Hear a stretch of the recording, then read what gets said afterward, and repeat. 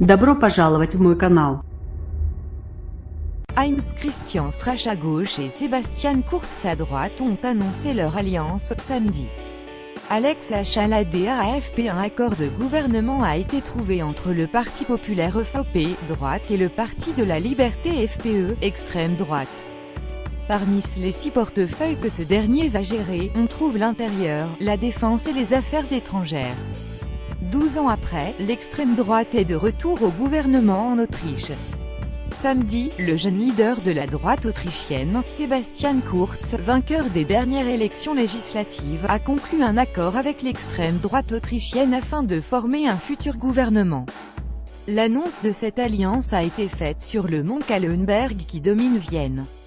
Un lieu où cesse de dérouler, en 1683, la bataille qui a mis fin au siège de la ville par les Ottomans. Tout un symbole. À la mi-octobre, l'autre MAVP, Parti populaire, droite, était arrivé en tête des législatives.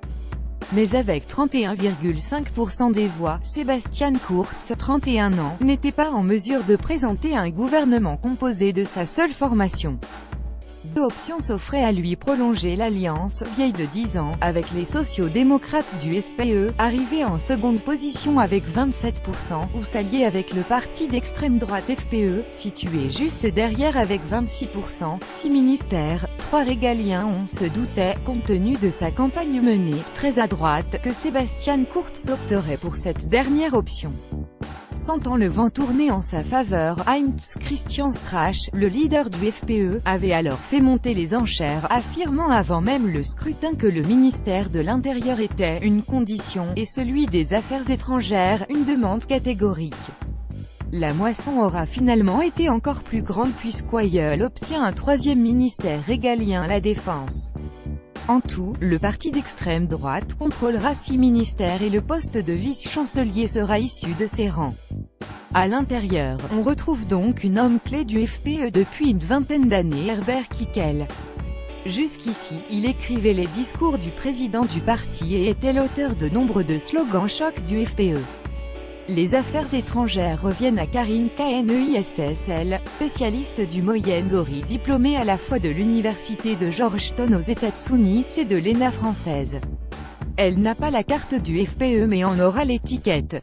La défense revient à un jeune cadre du parti, Mario Kunaszek. Norbert Hofer, qui s'était incliné en 2016 au second tour de la présidentielle, s'occupera des transports.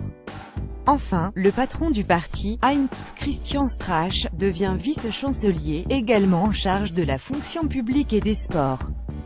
Réorienté du Conseil, Strache ont d'ores et déjà annoncé qu'une sortie de l'Union européenne était exclue. Ils ont en revanche plaidé pour davantage de subsidiarité.